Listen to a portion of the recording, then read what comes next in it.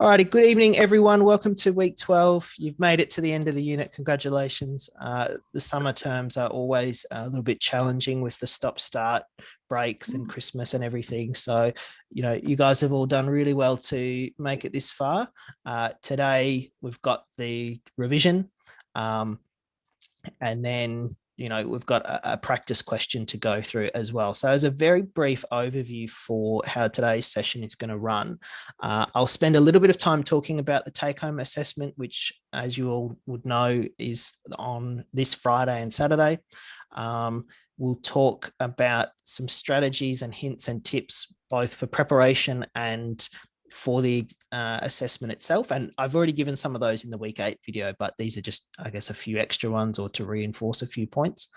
I'll give a really sort of whirlwind overview of the unit and the way the different weeks kind of work together.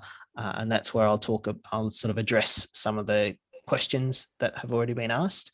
I'll try and do all that in 15 minutes. That will then give us 15 minutes for you guys to ask questions about the assessment, about the unit, whatever. And then we'll spend the last half an hour working through the practice question. So let's get underway. So as you guys know, take-home assessment released at 9 a.m. Queensland time this Friday. You get 36 hours to do it. So the assessment closes at 9 p.m. on Saturday evening, Queensland time. Now, I've talked before about how there's, take-home assessments are in a weird place between assignments and exams.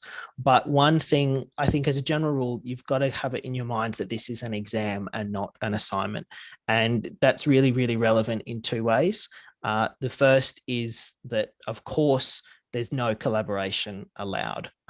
You shouldn't really be collaborating on assignments anyway, but, it's a sort of pseudo exam conditions. There can't be any collaboration between students in developing their answers and things like that. And so, just don't do it, because it's, the academic misconduct stuff is, it's, don't do it now. Don't do it, basically. The other thing that is really important for thinking about this as an exam is that at 9 p.m. Saturday, Queensland time, set an alarm on your phone, the submission shuts off. There are no late submissions for this. It's once the clock ticks over, you won't even be able to submit. It just disappears. So you physically cannot be late to submit. So really important that you guys submit on time, and don't assume that you'll get a little bit of leeway or something like that. And that's just sort of the reality of the system. You'll get a 0 for this assessment because you won't have submitted work. So I cannot stress that enough.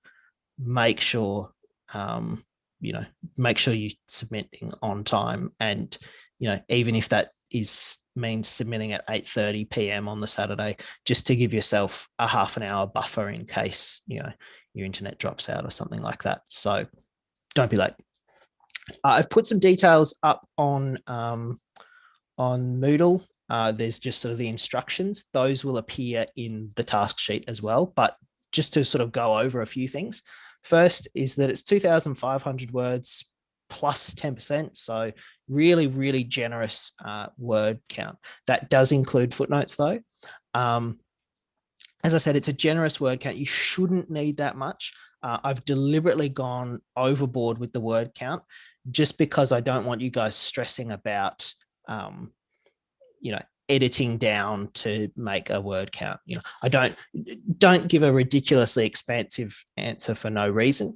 And the same sort of things apply for the midterm assessment for now, in terms of make sure that you're being critical and analytical in your response rather than descriptive. Don't use up all those words, copying, pasting and legislation and stuff like that.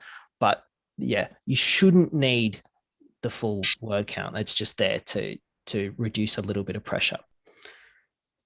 As I said before, there's 4 questions, one on access to information, one on the availability of judicial review, one on grounds of review that might be available, and one on the remedies. You know that.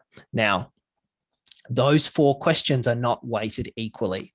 And our first hint for today, the hint for 30% of responses to the quiz, is to tell you what the breakdown of the marks is for those 4 questions. And this is important because this will help you prepare and will give you a good sense for where you need to focus more of your attention in preparation and where you need to focus more of your attention in terms of preparing your answer. So access to information is worth 5 marks. Availability of judicial review, 10 marks. Grounds of review, 20 marks. And remedies, 10 marks. And then there's 5 marks for style, structure, proofreading, language, referencing, all that sort of stuff. So you can tell straight away that grounds of review is where the bulk of the marks are at. Access to information, because we've already included that in the first assessment, is not as big a priority. But because you guys have done this before, because you know what access to information is all about, hopefully those should be 5 easy marks. So repeating those numbers, and I'll put these up on Moodle tomorrow morning as well. I'll put it in the general discussion forum, but 5 marks for access to information, 10 marks for availability of judicial review, 20 marks for grounds of review, and 10 marks for remedies. And then an extra 5 marks left over at the end for structure and language and style and all that sort of stuff. Moving on, you do need to reference properly. So using the AGLC, this is one of the times where the take-home paper is like an assignment and not like an exam. You do need to reference properly.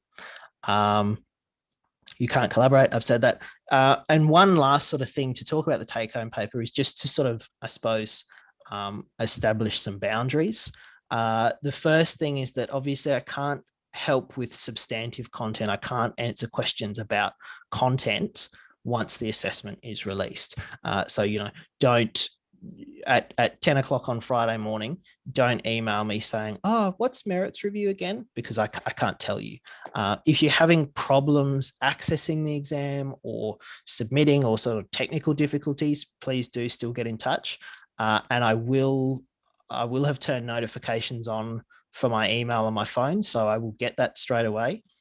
I won't always be able to reply straight away, but I'll get to it as soon as I can, and I'll know about it as soon as I can, but I can't answer substantive content questions. And, surprising as it may be for an academic, I do have a life outside of uni. So I won't be answering questions between 7 p.m. on the Friday night and 4 a.m. on the Saturday morning. So, if you are going to have a problem, try not to have it then. Or if you do, just account for you won't get a response until the next morning. Pressing on, because we're running out of time already. Some general strategies and tips and hints, and check out the week 8 tutorial video where I gave a lot more detail about suggested time breakdowns and things like that. One thing I will add is that if you can, try and start early. I've said before that it won't take you the full 36 hours, but if you can start at 9 a.m. on the Friday or as close as possible to that, you can give yourself enough time to give a good answer, leave it, and then come back on the Saturday and edit and proofread with fresh eyes. You might pick up something that you missed the day before, things like that. So, making use of the full time or a large chunk of the time without, don't leave it until Saturday afternoon if you can help it. But if you can't help it, that's why I've given you 36 hours as well. Preparation, more is better if you can. 2 things that I would really suggest in addition to just the sort of general, know what is going on in administrative law, I'd recommend preparing kind of like a checklist for the different grounds of review and the different tests associated with those. So that way, as you're reading through the facts, you can just kind of quickly check off, oh, that sounds a little bit like no evidence. What are the rules for that again? And you can make some notes and things like that.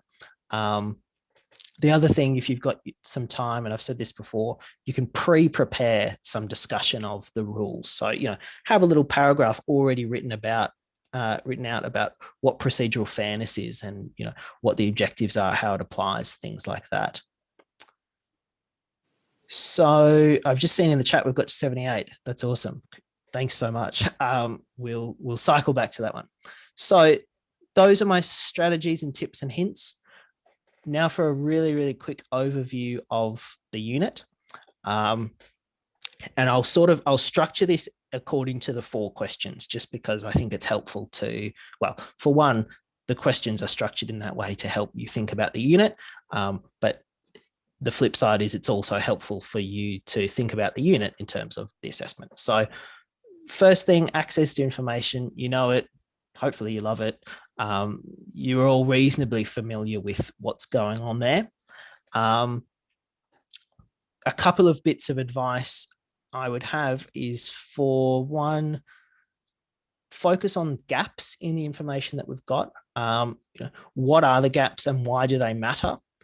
Procedure is less important this time around. So, because there's only the 5 marks, there's less kind of padding for all the different rules. So, there are fewer rewards for getting the procedures right, in terms of 28 days for a freedom of information request and like all that sort of stuff. Really just hone in on what's missing, why do you need it, how can you get it, and try not to overthink that, because it is only worth 5 marks. It should be an easy 5 marks, hopefully, because you've done it before. But in the context of the assessment as a whole, don't waste hours and hours and hours on it and neglect the other stuff. Second question, availability of judicial review. A couple of things here. The first is, don't forget to include the jurisdiction. We've often, in answering the tutorial questions, we've sort of skipped over that because it's, it's inevitably Commonwealth jurisdiction going to federal court or federal circuit court, and I guess a bonus hint not attached to the survey completion. Pretty safe bet that that's what will be the case on the exam, on the assessment as well. But just because it's obvious and not controversial, don't forget to include it. Just a sentence to mention jurisdiction. The second thing is justiciability.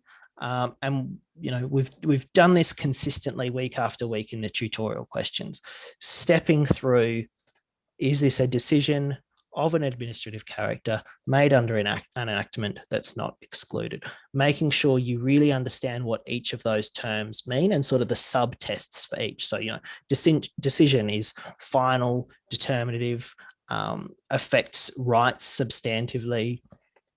Administrative character, going into some of the kind of, I guess, comparisons between administrative versus legislative decisions, or administrative versus judicial decisions, making sure that you're really on top of those. And I won't spend too much time on that because we've talked about it week after week, but I'm happy to answer questions at the end if you did want to talk a little bit more about justiciability. Standing, again, we've done this week after week. You're really focusing on, is someone's rights affected? Do they have more than a mere intellectual or emotional concern? And then the other advice I would have is sort of think through, we talked in week 4 about different categories of interest, so commercial, religious or spiritual, environmental. Think through some of those, and if you think there might be one of those that applies as well, just mention it, mention the associated case, explain briefly why that's relevant. Just having that in the back of your mind will be important. And then lastly, the 2 other steps for the availability of judicial review are grounds of review and remedies. Now, the assessment parcels those out into 2 further questions, but in question 2, make sure you acknowledge that those are 2 elements that go to the availability of judicial review as well. So basically what I'm saying to you is, in question 2, include a sentence or 2 that says, Judicial review will also only be available if there is a ground of review and an appropriate remedy. These issues are explained in more detail in questions 3 and 4. And that's all you need. You've told me that you know that those are important elements of availability, but you're not wasting time saying stuff in question 2 that really should go into question 3. So speaking of, question 3, grounds of review. I suppose the broader thing to keep in mind is that really more than anything else, and I know that this has been on your mind because I've had some students talking to me about it or emailing me about it, is the real challenge of administrative law is integrating the big picture and the small picture, right? So the small picture is getting the details right for each ground of review, knowing the relevant cases, knowing the appropriate tests and how they work, those sorts of things. The nitty gritty rules for each ground of review. That's really important. But it's also really important to get the big picture right, to understand how the different grounds of review relate to one another. And we'll talk about that more in a little bit, but also to understand how the grounds of review fit within judicial review and fit within the court's role in the judicial review process. And we've talked about this, a few times throughout the unit now, thinking about what the court will and won't do, where they see the boundary between what their role is and where they think that it would be, an overstepping of their role to dictate to a decision maker how they should exercise discretion, or to decide which facts are relevant or irrelevant, those sorts of things. So really, I suppose more than anything else in administrative law, it's really important to get your head around the little picture and how that, I suppose, expands out into the big picture. And really the most important and the best way to achieve that is, one, to, I guess, immerse yourself in the content. And hopefully you've been doing that throughout the past few weeks. Hopefully you've got an opportunity to do that in the next few days. Really just kind of, and you'll excuse the metaphor, but just sort of sitting in administrative law and just sort of letting it surround you, you really do start to see how the different pieces start to fit together. But if that's sort of, I guess, if you don't have the chance to do that, or if it's sort of going over your head a bit, focus on the details, because the big picture stuff comes from understanding the details really well. So start by focusing on getting a really good understanding of the different grounds of review, the different remedies, that sort of stuff.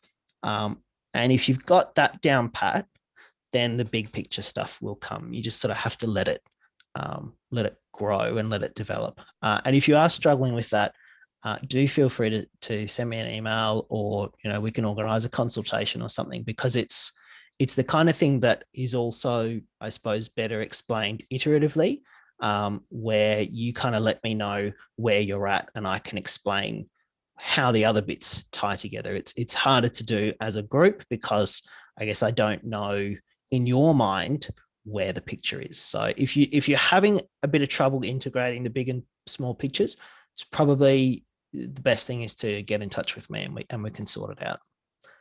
A very, very whirlwind, in the chat, Kim said, wow, too fast. Is that in relation to the survey or to my explanation? Because I can slow down a tiny bit, but not much. Explanation. Okay. In relation to the big and small picture stuff.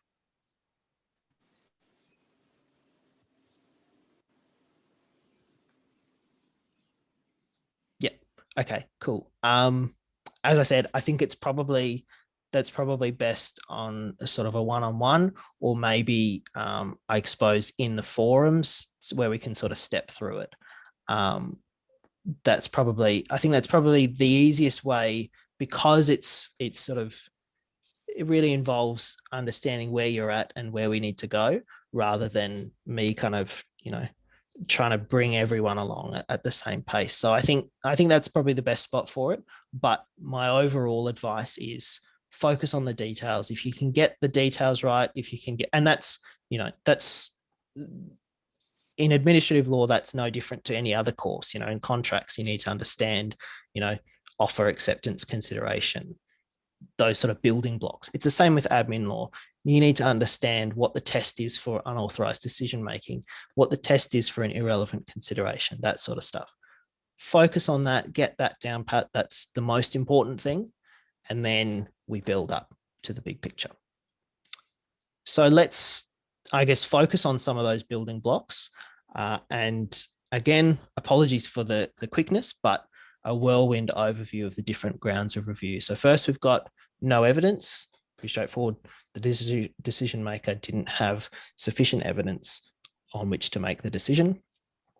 On unauthorized decision making, and we've sort of got three here. We've got procedure not being followed, there being no jurisdiction, and decision not being authorized. So sort of three sub components of unauthorized decision making. I've been asked to spend a little bit of time talking about non-jurisdictional facts, which fits under that no jurisdiction ground of review.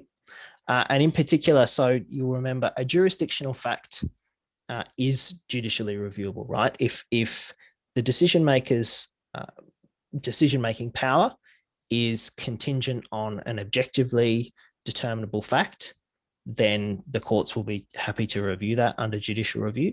If it's not, if there's discretion or subjectivity involved, that's a non-jurisdictional fact that's not judicially reviewable. And then we need to start thinking about, okay, well, what can we do? If we can't get judicial review for a non-jurisdictional fact, what can we do? And merits review is the obvious one if it's available, but as we've seen in this unit, it's not always available. So what do?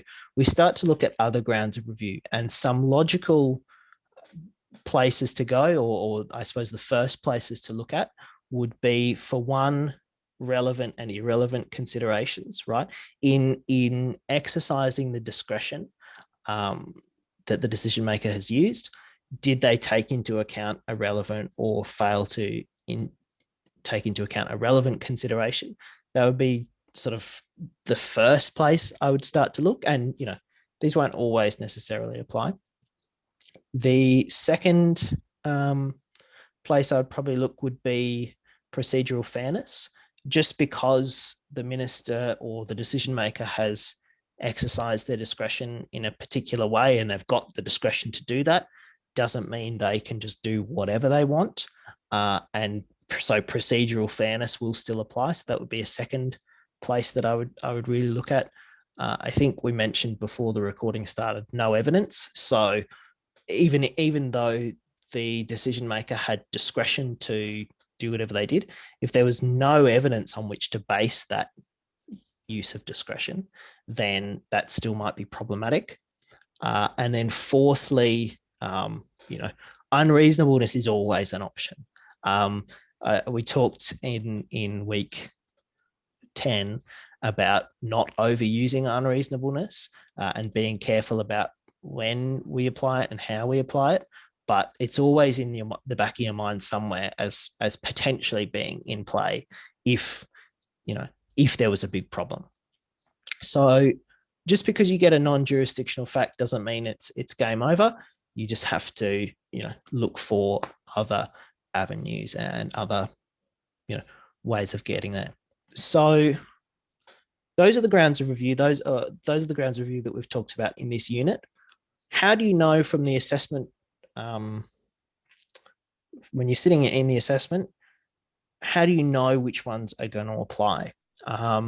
And this is where I was saying, focusing on the small picture first and then building up to the big picture is important. Understanding the key tests and the key sort of relevant questions for each is going to be the most important starting point, because you'll start to see those key tests and questions appearing in the facts, right? You'll start to see a piece of legislation that says if X, then Y. Or if, in the opinion of Y, X, and that immediately starts you thinking, okay, jurisdictional, non-jurisdictional facts. You'll see in the facts, the something being mentioned about, oh, this person hasn't been given a chance to reply, or something like that, and you go, okay, procedural fairness. There's something in the facts that makes the decision maker seem biased. You go, okay, rule against bias, maybe even unreasonableness. So really understanding the nuts and bolts of the grounds of review, the facts will start to light up for you and point you towards that. Another good technique or strategy is to know or be familiar with the facts of some of the key cases. So just focus on the ones that we've talked about in this unit. I wouldn't be going crazy trying to read every administrative law case, but just the ones that, I've taken the time in the lecture videos to go through the facts. Being familiar with those is important because that can help clue you on to particular grounds of review as well. And we see that in this week's practice exam question. You read through the facts and you go, oh, that's starting to sound a bit like Kiora and West. Okay, well, procedural fairness must be, potentially in play here. So being familiar with the facts of cases can be a really useful strategy as well. And so I guess a related question then is, how do you know which ones to talk about for the exam?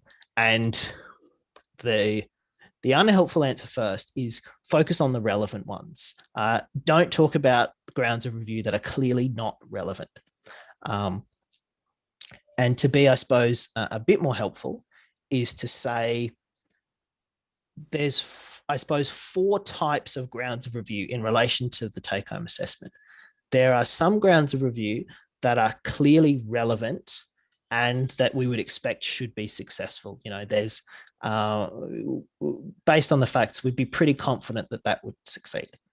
There are some grounds of review that might be a bit more borderline, maybe because we're missing some facts that we might need to access, or, depending on how we argue it, things like that. So there might be some borderline grounds of review. There might be some grounds of review that we think are relevant, but probably wouldn't be successful. And then there are some grounds of review that are just clearly not relevant at all. It would be a real stretch to try and bring it in. You need to focus on the first 3. So the ones that are clearly relevant and should be successful, obviously include that. The ones that are borderline, put that in too, because that's a really good way of showing your persuasive writing skills. And then the ones that are relevant but probably might still be unsuccessful, include those as well, because that you're showing me that you understand the ground of review and how it might be relevant, but you're also showing me that critical nuance to say, look, the odds of this succeeding are not good for whatever reason. And it might be that, the facts just don't quite line up for it, or it might be that the court might see that being too far beyond its role in the judicial review process. So there's sort of 3 kinds that you need to talk about and 1 kind that you don't need to talk about. Now, you've all done yourselves a massive favor, and I'll quickly confirm, yep, we're at that magic 78. So the grand 50% hint is this. I can't tell you exactly how many grounds of review there are. That's giving too much away. But I can tell you that there are between 5 and 7 grounds of review that you should try and talk about in this take-home assessment. So I can't tell you the exact number, but between 5 and 7. Well, could be 6, could be 5, could be 7, is what I'm saying. So that's, that should help you as well sort through, there's a few that aren't relevant. There are lots more that are relevant in some ways, but that doesn't necessarily mean they'll all be successful. Okay.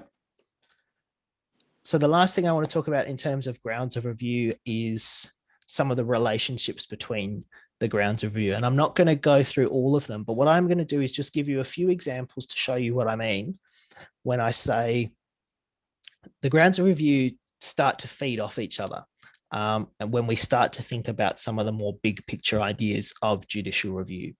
And so what I'd like you guys to be able to do, if you're really well prepared, is when you've got one ground of review, I want you to have sort of in a mental map, or maybe even in a physical mind map or flow chart, if you want to create one.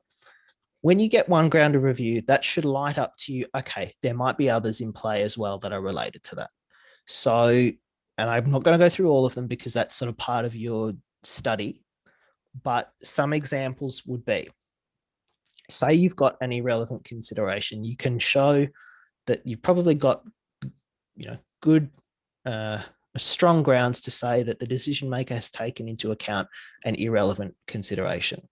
The next question in your mind should be, okay, why did they take that irrelevant consideration into account? Perhaps they're biased, right? Thinking back to the sort of the definition in Murphy-Oors about, what is an irrelevant consideration, it being, all corrupt, whimsical, entirely unrelated factors. If it's corrupt, personal, whimsical, maybe the decision maker was biased and that's why they took into account that irrelevant consideration. So if you've got an irrelevant consideration, your next thought should be, okay, maybe this person's been denied procedural fairness because the decision maker was biased. Doesn't mean it will definitely apply, but train your brain into thinking, okay, irrelevant consideration, next step, procedural fairness. Then on top of that, if you've got both of those, maybe the decision was unreasonable as well. So, by identifying one problem, you've now got 3 grounds of review. Similarly, say the decision was unauthorized because a procedure was not followed. If that procedure has something to do with procedural fairness and natural justice, the right to a hearing, something like that, then identifying that the procedure hasn't been followed should clue you on to procedural fairness being an issue too. And again, maybe that would be unreasonable too.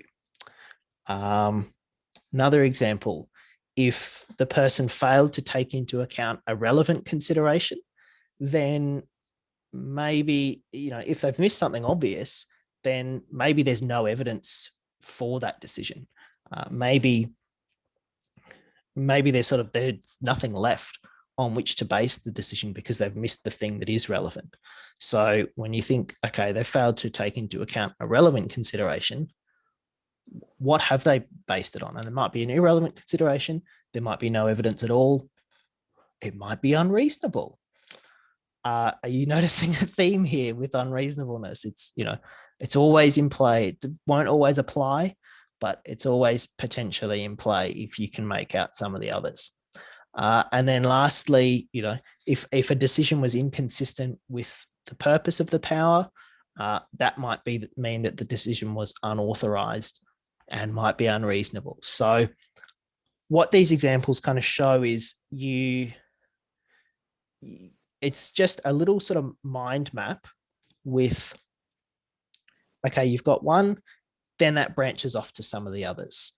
You've got, and then, those ones potentially branch off to others as well. And if you're not careful, you can get into a bit of a mishmash. And in the chat, Bridget's just said, no wonder everyone warns you, admin is complicated. It is, it's complicated. And part of the art is figuring out how to boil that down and simplify that.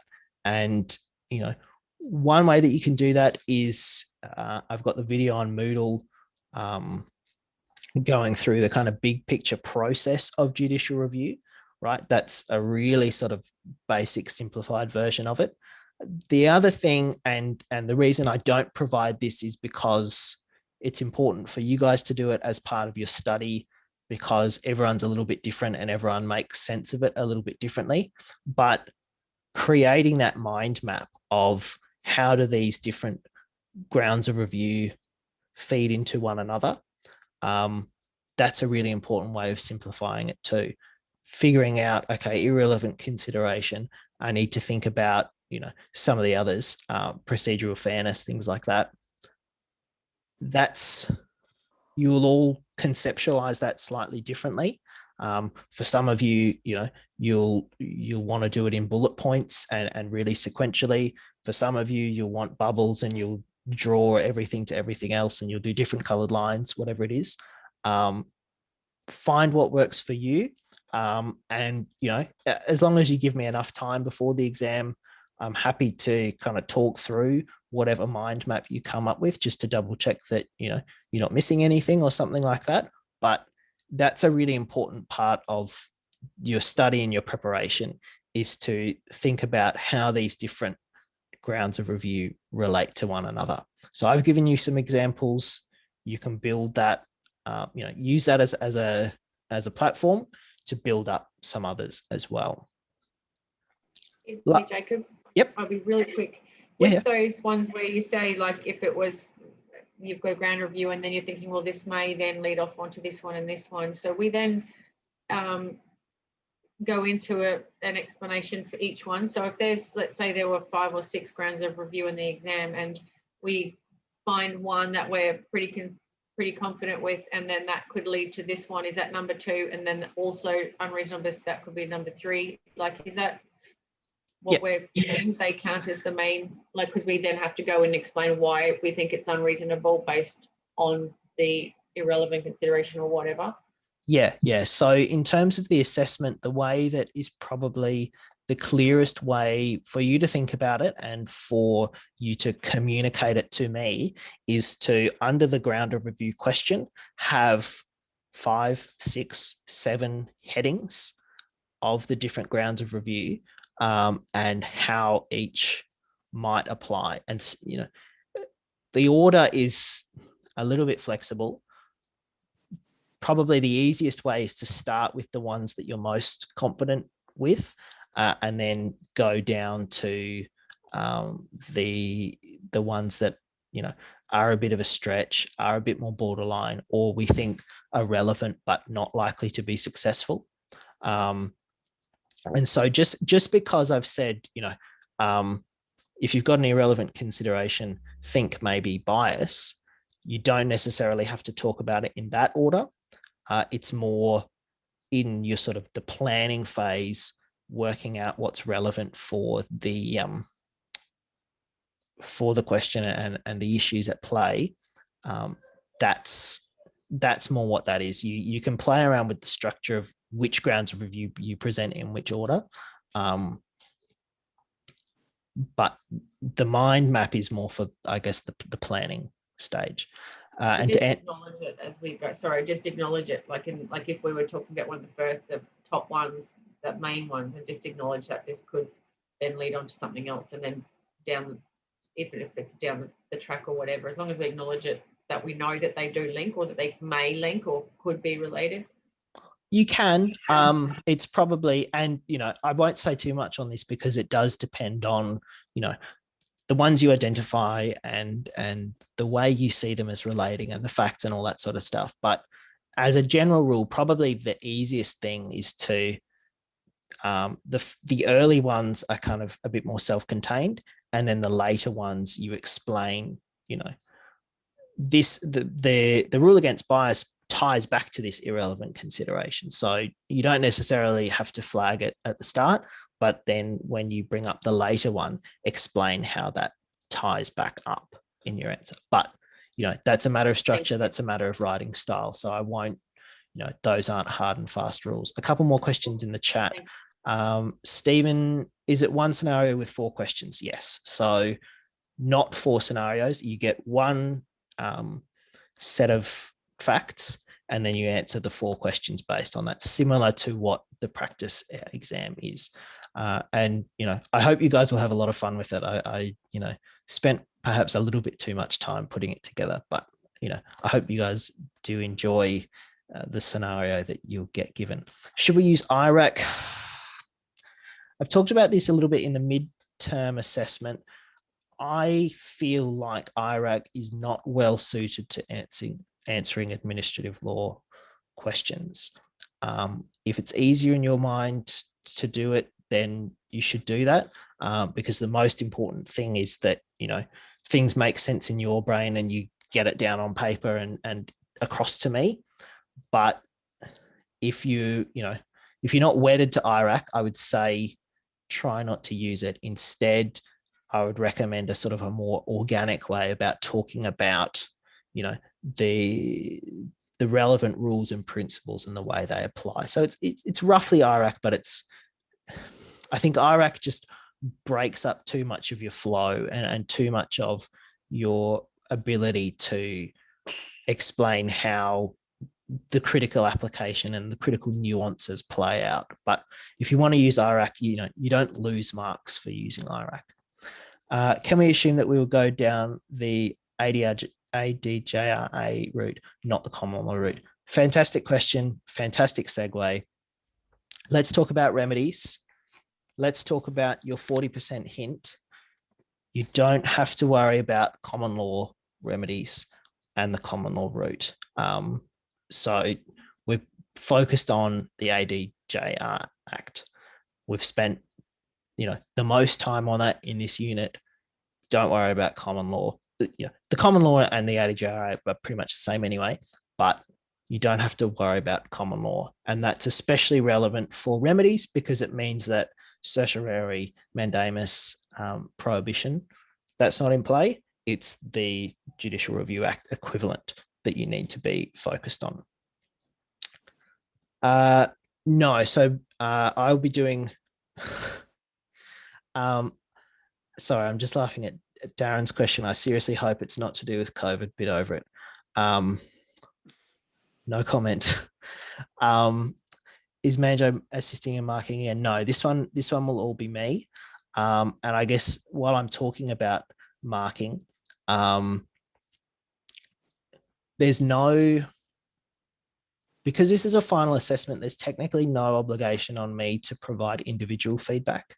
But I will still be doing that. I will still give everyone individual feedback. You don't get to see it until grades get released in a few weeks' time.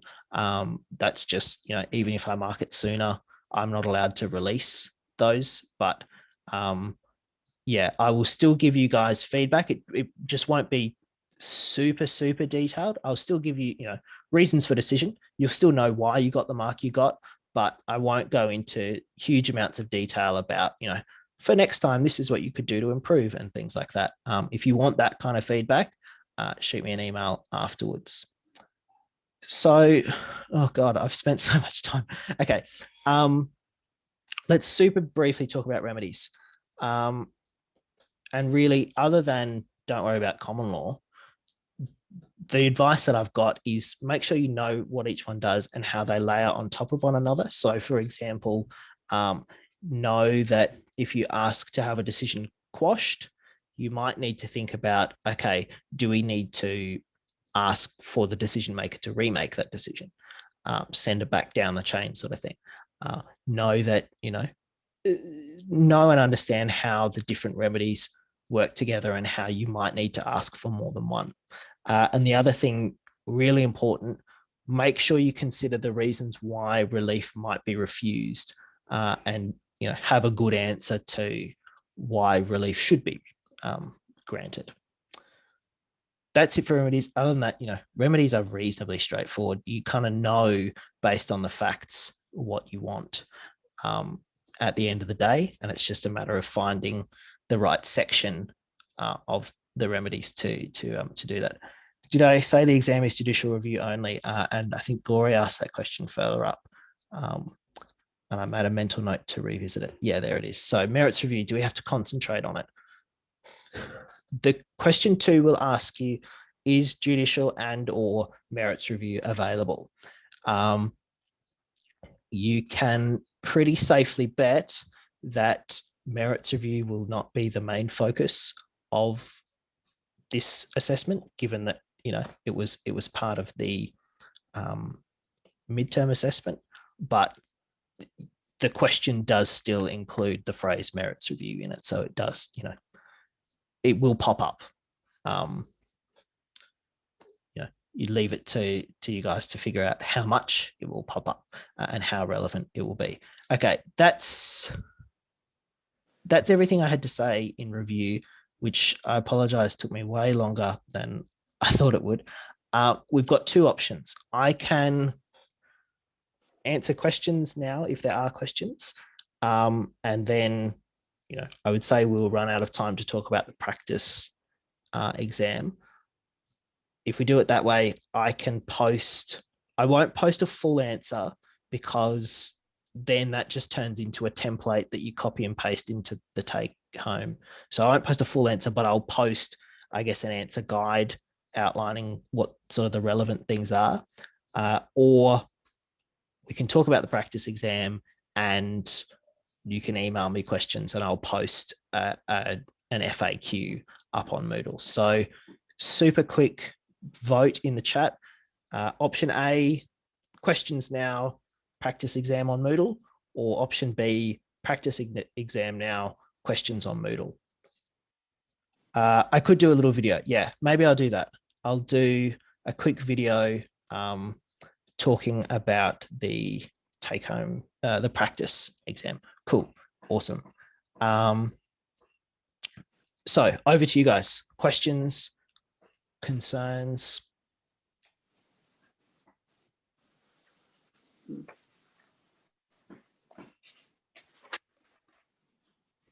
Maybe there are none. Jacob, could you please explain something to me, because I'm just trying to get my head around it. Yep. Merits review is available for mixed questions of fact and law. Yes. Is merits review not available for a scenario that is facts only? Merits review is available if the Act says it's available. So if there's no error of law, but there's an error of fact, as long as the primary Act still says merits review is available, then merits review will be available. So yeah, the availability of merits review doesn't turn on questions of fact and law. It turns on what does the primary Act say. And then they're sort of uniquely placed to answer questions of fact and law once you get there. If the primary Act says that merits review is available, does that mean judicial review is never available? Never is a strong word. I wouldn't say never available, but there's the practical consideration that as a general rule, merits review is kind of a better pathway than judicial review. It's cheaper. It's usually a bit quicker unless you're, doing tax in the AAT, and then it takes forever. And because they can remake the decision, it's more, I suppose, efficient for challenging decisions, because they can just remake it rather than judicial review. You have to get it quashed and then back to the original decision maker, and they might make it the same way. So practically, if you had both available, you would go for merits review anyway. Legally, there's nothing to stop you from going down the judicial review path, even though merits review is available, except for one of the discretionary reasons that we talked about why a court might refuse to give a remedy is there is a more appropriate avenue available, for example, merits review. So if you've got merits review available, but you decided to go for judicial review, the court might say, you could have done merits review, so we're not going to give you a remedy. We're not going to hear this. Take your problems to the AAT, and then we'll deal with them if they can't sort it out, kind of thing. So it's not never, never, never, but 9 times out of 10, it's merits review, not judicial review. And in the absence of any other questions, if I'm permitted to ask a follow-up question. Yeah, of course. Reasons for decision. Yep. If merits review is available, should be sought under the merits review process. Yep. If you are seeking reasons for a decision under the merits review process, can you use that under the judicial review system, i.e. you're going to court to have a decision made? Can you get the reasons through merits review, but the court system for the decision itself? The broad answer is no, in the sense that Section 13, paragraph 11 of the Administrative Decisions Judicial Review Act says if you can get reasons through merits, you go through merits. The weird kind of grey area exception would be if, and we've seen this in some of the example questions and tutorial questions, where merits review is available for some questions, but not for other questions, or merits review is available for some decisions and not other decisions. And so, you're having to go down the judicial review pathway for that particular decision, but then the reasons that are provided for can be sought under merits review. You do kind of get a bit of an either or, but that's a pretty kind of corner case. And, I can give you an extra bonus hint that that's not what's going to pop up for the take-home assessment. A question in the comments or in the chat, sorry, are pinpoint references, judge names, page numbers of cases expected? Yes. Pinpoint references are always needed for any kind of adequate referencing, including for this take-home paper. So yes, please definitely include, anything that you would normally for an assignment. Are you able to state whether the statute we will rely on in the take-home paper in regard to review will be fictitious or real world? This one's fictitious. And the reason for that is to make it a more, I guess, controlled environment. Some of you guys did some fantastic digging within the Social Security Act, and I got some really interesting questions in relation to the midterm assessment. Under exam conditions, I wouldn't be able to answer that necessarily. So I've gone for the simpler route and gone for a fake act. It's still very much couched in, reasonably realistic and real world terms. And I suppose that relates to a broader issue with the take-home paper, which is you don't need to do any research beyond the facts. You need to know the material from the unit in terms of the cases and the relevant statutory provisions and things like that. But you don't need to go into, you don't have to go off and research sort of the factual elements of the scenario. Is it to do with election fraud? No, it's not. But for example, if it was to do with election fraud, everything that you would need to know about election fraud would be included in the scenario, and you wouldn't need to go and do any more research about, what is or isn't considered election fraud or stuff like that. Maximum words are 2,500 plus 10%. What's the minimum? There's no minimum.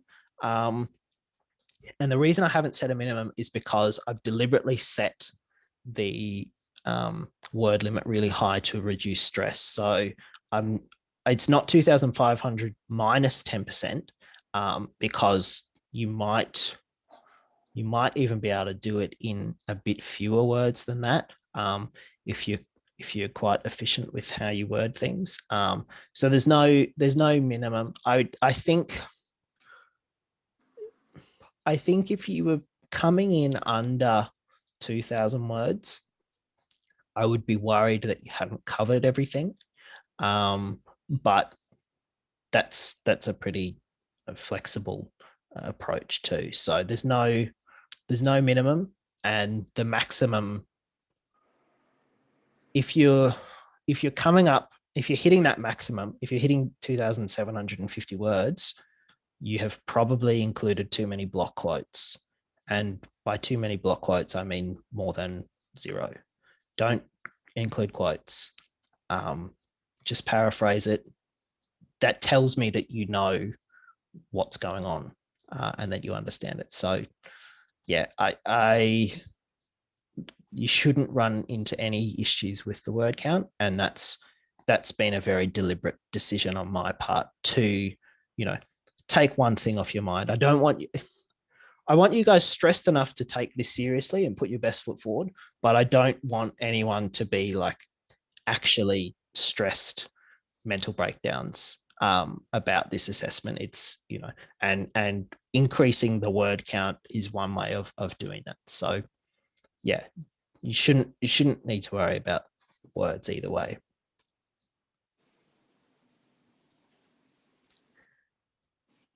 Any other questions, comments, concerns, either about the assessment or about any material? We've probably got time for one content question if anyone wanted to cover anything.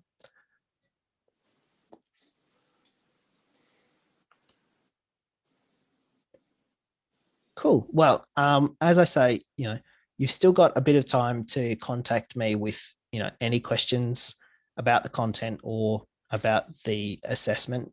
If anyone asks me something that I think everyone should know, I will post an announcement on Moodle as well in the forums to let everyone know. So just make sure you're checking that every couple of days as well, just in case there is anything else that's really, really relevant that pops up. But other than that, can we ask about the tutorial questions? What I'll do is I'll post, and thanks Bridget for the suggestion, I will do a quick video explaining the answer to the practice question. I'll post that in the week 12 kind of link, and then I'll make a topic under the Q&A forum where people can post questions or can discuss the practice exam question as well. So that'll be the best spot for all that sort of material. So with that, I've just noticed that we've clicked over to 6 o'clock. So look, massive thank you all for your engagement and your interest in the unit. I know that admin law is a tough slog for a lot of people. It's very different to a lot of the other units, but you've all done amazingly to get this far. It's been a real joy to have you all on board for the past 12 plus however many weeks of holidays we had weeks. So yeah, thanks all very much. Good luck, best wishes for the take-home paper and for the rest of your studies. And yeah, if you've got any dramas, just shoot me a message. But thanks everyone. Good night and good luck.